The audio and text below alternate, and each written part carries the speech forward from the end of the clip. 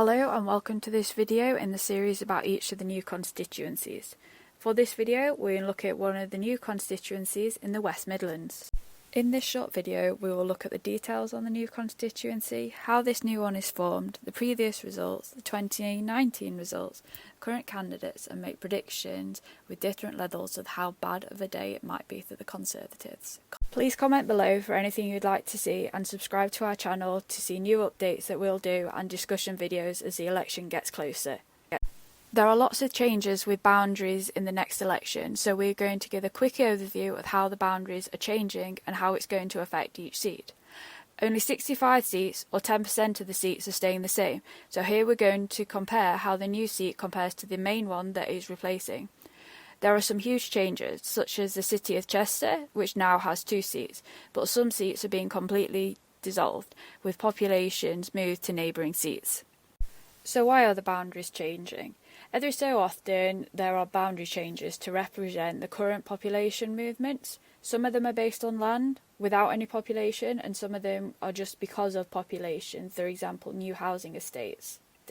2021 was the census year, which has helped inform these changes. The last major change in the boundaries was 2010. Now let's look at some of the details about the constituency. There are 8 regions in England, with Scotland, Wales and Northern Ireland on a country basis. There are 32 seats in Wales, 57 in Scotland, 18 in Northern Ireland and an average of 60 in each of the English regions. The population can vary hugely. The highest is nearly 152,000, which is in Birmingham Ladywood, while the lowest is less than 27,000, which is in the Western Isles of Scotland, which also has the lowest electorate at 21,000. The average population is 103,000 and the average electorate is 73,000. The largest area is the most northerly mainland seat, which is Caithness, which is nearly 12,000 kilometres squared, or approximately 100 times the size of Manchester. The average is 380, while the smallest is only 6.8. The average percentage of the 16 to 49-year-olds is 41%, with the highest in Leeds Central and the lowest in North Norfolk, which also has the highest 65+.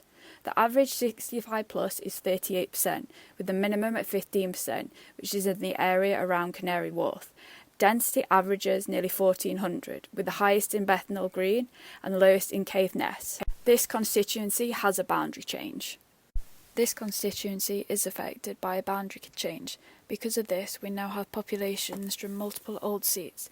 These percentages are based on population, not land. When we're looking at the winner in 2019, it's a bit more relevant to the seats that are now made up from multiple old seats. Nevertheless, this is the result from 2019, with the winner and whether the seat was held or it changed. Here are the winning party and those that came second, and also the majority. The size of the majority is key when considering how this seat might change. Maybe not so much when there's a big Labour majority or Lib Dems, but for pretty much any Conservative seat that's possibly not considered safe, bar a very extreme few.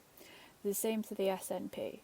Some of these are really up for grabs, particularly for Labour and the Lib Dems. Here we see the vote share at the last 4 elections for the 5 main parties in England: the Conservatives, Labour, Lib Dem, Green and a combination of Brexit or UKIP.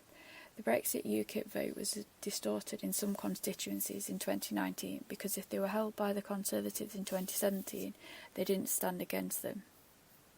Nevertheless, we can see the changes that occurred throughout the different elections.